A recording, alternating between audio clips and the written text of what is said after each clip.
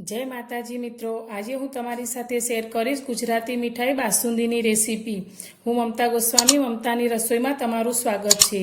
બજાર જેવી એકદમ ક્રીમી અને ઘટ બાસુંદી બનાવવાની રેસીપી આજે હું તમારી સાથે શેર કરી રહી છું।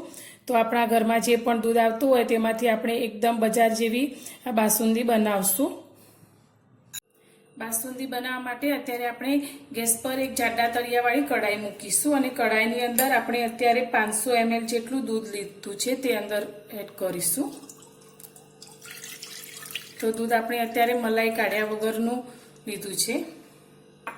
હવે આપણે ગેસ ચાલુ કરી અને આ દૂધને ગરમ કરીશું। તો એક ઉભરો આવે તે રીતે આપણે તેને ગરમ થવા દેવાનું છે।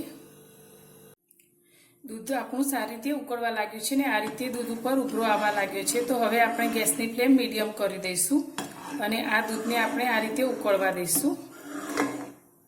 તો સાઈડમાં જે રીતે મલાઈ જામે તેને આ રીતે આપણે લેતા જઈશું અને દૂધ સાથે મિક્સ કરીશું અને ચમચાને આપણે આ રીતે દૂધમાં જ રાખી અને તેને ઉકળવા દઈશું, જેથી આપણું દૂધ ઉભરાઈને બહાર નથી આવતું। તો ચમચો આપણે આ રીતે વચ્ચે જ રાખીશું। બાસુંદીને આપણે એકદમ ઘટ અને બજાર જેવી ક્રીમી બનાવવા માટે આપણે આજે કન્ડેન્સ મિલ્ક તૈયાર કરીશું। તો આપણું દૂધ જ્યાં સુધી ઉકળે છે ત્યાં સુધી આપણે આ કન્ડેન્સ મિલ્ક તૈયાર કરી લઈશું। તો તેના માટે મેં અત્યારે એક પેન લીધી છે અને તેની અંદર આપણે મિલ્ક પાવડર એડ કરીશું। તો અત્યારે મેં 2 પાઉચ વજનમાં જોઈએ તો 30 ગ્રામ જેટલો મિલ્ક પાવડર લીધો છે, જે આ રીતે 10 રૂપિયાના પાઉચમાં મળે છે, જે 15 ગ્રામ આવે છે। તો આપણે 2 પાઉચ અત્યારે મિલ્ક પાવડર લીધો છે અને સાથે મેં દળેલી ખાંડ લીધી છે, અડધી વાટકી જેટલી।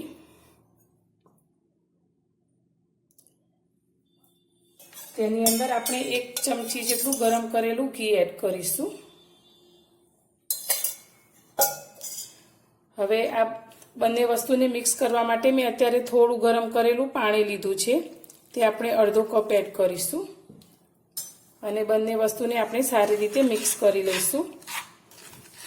તો જે રીતે બજારમાં કન્ડેન્સ મિલ્ક તૈયાર મળે છે તેવું જ આપણે અત્યારે ઘરે તૈયાર કરીશું। તો આ રીતે થોડું ગરમ પાણી એડ કરીશું તો આપણા કન્ડેન્સ મિલ્ક બનાવતી વખતે જરા પણ ગાંઠા નહીં પડે અને સારી રીતે તે મિક્સ થઈ જશે। પેનને આપણે ગેસ ચાલુ કરી અને ગેસ પર લઈ લીધી છે। તો હવે આને 2 મિનિટ માટે આ રીતે મિક્સ કરી અને હલાવશું, જેથી તે થોડું ઘટ થઈ જાય।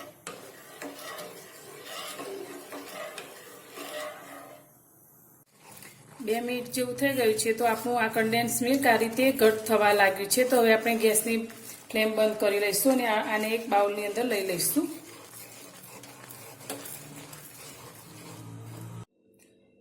એકદમ ક્રીમી એવું આપણું આ કન્ડેન્સ મિલ્ક બનીને તૈયાર છે। તો જે રીતે આપણે બજારમાંથી તૈયાર લાવીએ તેવું જ આપણે ઘરે તૈયાર કર્યું છે। દૂધ પણ આપણું ઉકળીને આ રીતે થોડું ઘટ થઈ ગયું છે। તો હવે આપણે જે કન્ડેન્સ મિલ્ક તૈયાર કરીને રાખ્યું છે તે અંદર લઈ લઈશું। તમે આ રીતે કન્ડેન્સ મિલ્ક તૈયાર કરી અને કોઈ પણ મીઠાઈમાં ઉપયોગમાં લઈ શકો છો।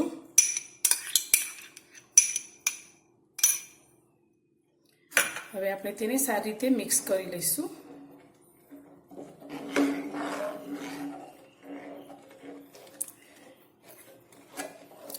મેં થોડા કેસરના તાંતણાને ગરમ દૂધની અંદર આ રીતે પલાળીને રાખેલા, તે આપણે અંદર એડ કરીશું। તો આનાથી કલર પણ સારો આવશે અને ટેસ્ટ પણ એકદમ સરસ આવશે।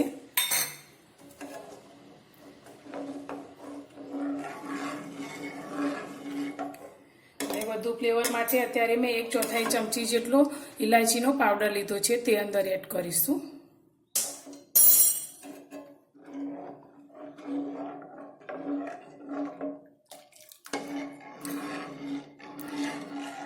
કાજુ, બદામ અને પિસ્તાની કતરણ લીધી છે આપણે, અડધી નાની વાટકી જેટલી, તે અંદર એડ કરીશું।